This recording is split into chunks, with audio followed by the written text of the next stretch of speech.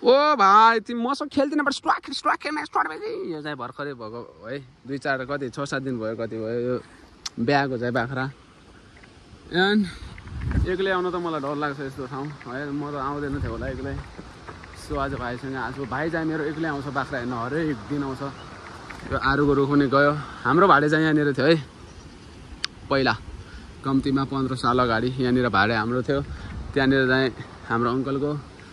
त्यहाँनिर चाहिँ यो भाडे छ नि यो मेरो बाजे बस्थ्यो बजे यतै बस्थे कति कम्तीमा 6-7 साल भन्दा पनि 10-12 साल बसे बाजे यहाँ यो ठाउँमा हैन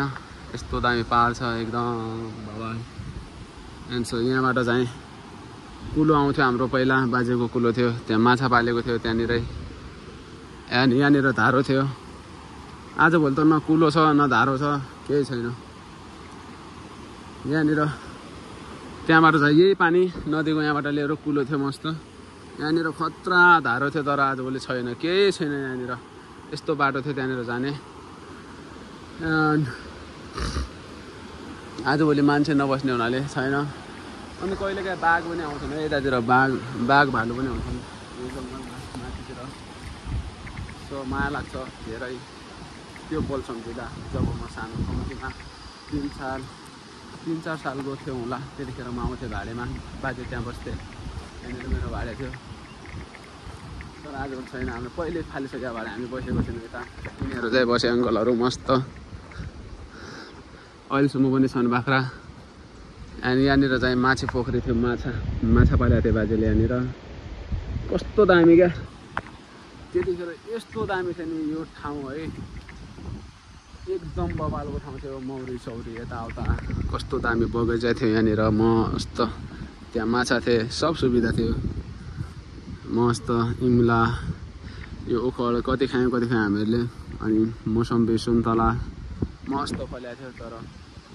उमेर पनि बाजेको धेरै भयो अब बुढा मान्छे कहाँ सकिन्छ यहाँ बस्न त्यसपछि गए अहिले चाहिँ उतै गाउँतिर बस्छन् त्यहाँनिर ओखल यो ढुङ्गो छ नि त्यहाँनिर दुलो पनि छ फल त्यहाँनिर ओखल धान पिस्ने धान कुट्ने क्या एकदमै धान कुट्ने अनि घट्टोको लागि चाहिँ उहाँ जानु पर्थ्यो गाउँबाट फेरि ठुलो सुलोको लागि त्यहाँनिर मस्त एकदम भ्यू बवाल डाँडा काँडा एकदम मस्त तर शान्त हो यता मस्त एकदम सो एकछिन रोक्नुपर्छ है अहिले यिनीहरूलाई खुनुपर्छ हामीले यिनीहरू चर्नको लागि रेडी छन् हामीहरू आइसक्यो होइन सो एकैछिन है अनि बाहिर सबै आउँछन् चर्छन् मस्त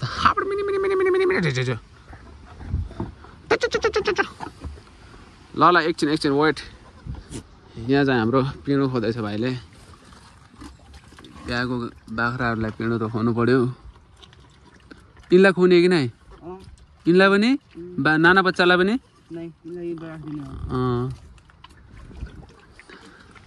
यो चाहिँ गोठ दाउरा ए मौरी यहाँनिर चाहिँ हाम्रो माथिको ताला हो यो है मस्त यहाँ हामी सुत्थ्यौँ पनि यार पहिला तर यो भाडे अहिलेसम्म बाँचेकै छ पहिला हामी यहीमै सुत्थ्यौँ मस्त कहिलेकाहीँ भाडै सुत्थ्यौँ एकदमै आज भयो अलि मजा छ हावापानी यहाँ तर एकदम स्वस्थ हावापानी स्वस्थ पानी वातावरण ल ओके गाइस दामी बचपनको पलहरू धेरै आउँछ याद आउँछ यहाँ गए धेरैचोटि आउँथ्यौँ त हामीहरू आज सब काट्थ्यो क्या सब खतमै भइगयो पहिलाको जस्तो त छैन केही so okay by subscribe my channel like